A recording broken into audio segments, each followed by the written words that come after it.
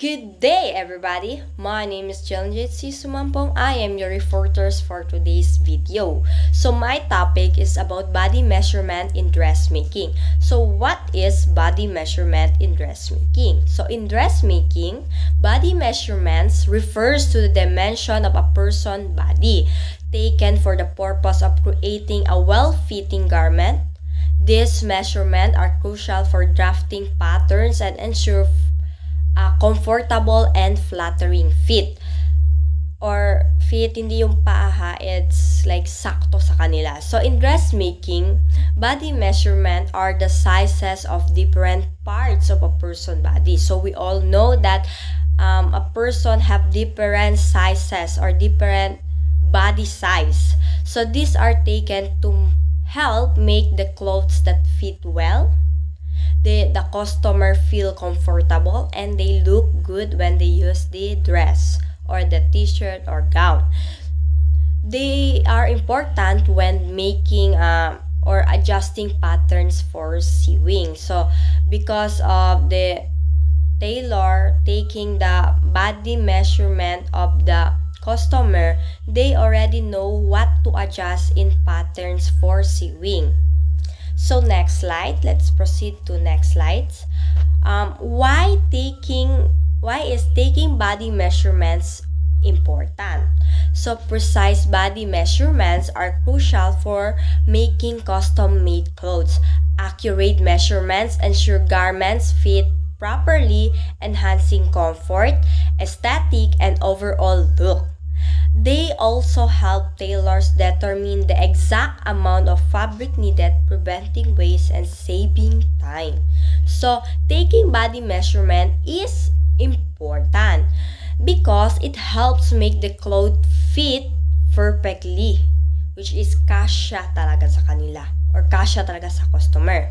When measurements are accurate, the clothes will be more comfortable, look better, and match the person's shape. So, shape of the person. So, it also helps save fabric and time by avoiding mistakes. So, the tailor already know what is the body measurement of his or her customer. So, dito alam na niya kung ilan yung fabric na gagamitin niya on.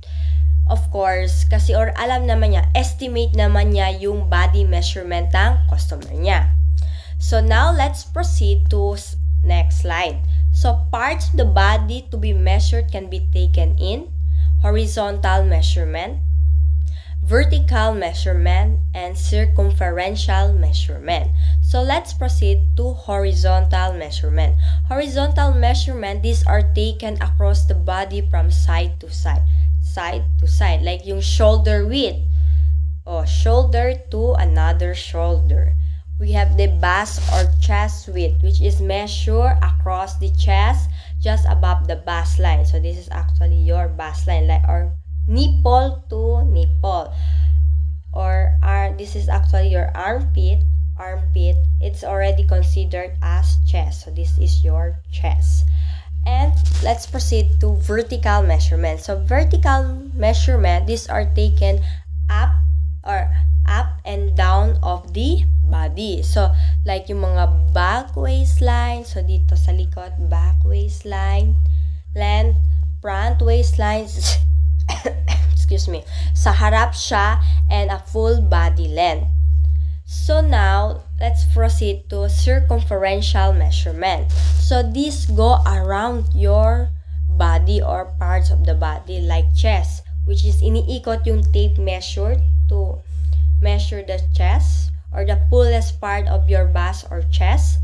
Also waist, which is measured around the narrowest part of your waist. And also hip, which is measured from the fullest part of the hips.